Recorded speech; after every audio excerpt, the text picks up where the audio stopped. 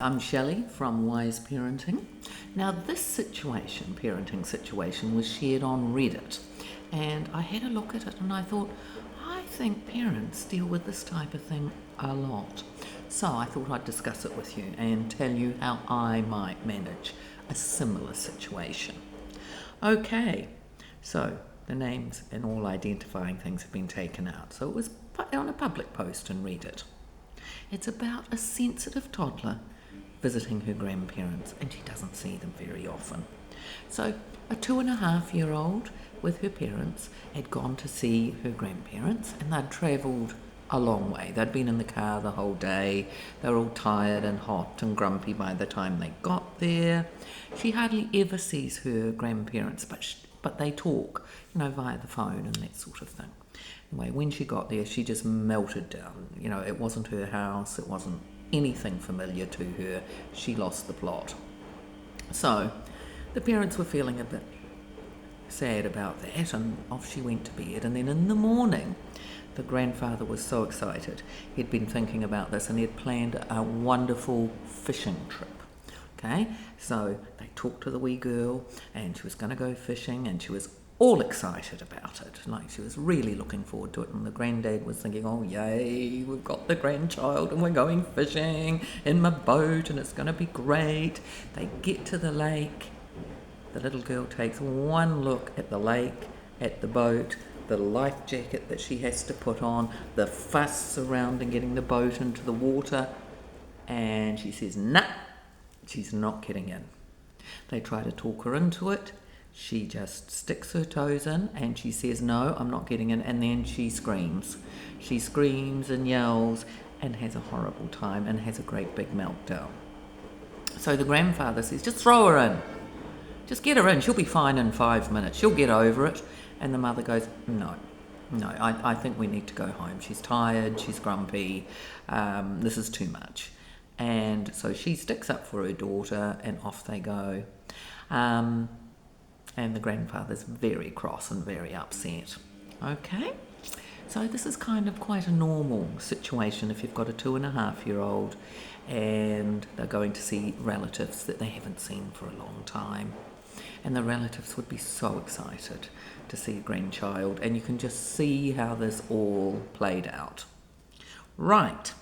So what I think is happening is that little girl is a little dove. She's very sensitive, and she's very relationship focused, and she's very slow to warm up. So she needs to feel connected, otherwise she feels overwhelmed. She needs to be able to, she might like the sound of fishing, but if she doesn't know what fishing is, by the time she gets there and she sees the big lake, it's probably nothing like she imagined. So, for a little dove child, Granddad needed to be prepared. And she needed to be prepared. Maybe take it slowly. Maybe go down to the lake one day and have a picnic and let her watch Dad and Granddad and Grandma get the boat into the water. Watch them put on the life jackets and talk about it being safe. Watch them go out fishing and watch them come home safely.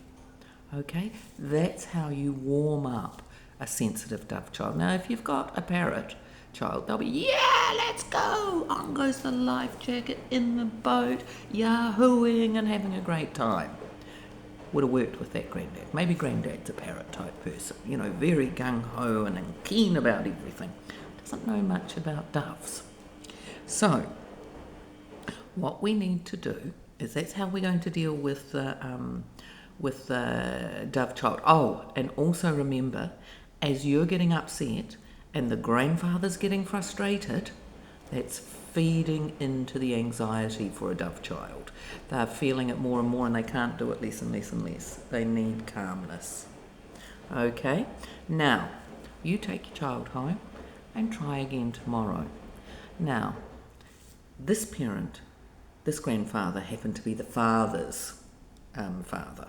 So it's up to the child of the parent to have a talk to the grandparent and just explain that, look, I know we're really excited, we blew it. I should have absolutely warned you that she was going to lose it.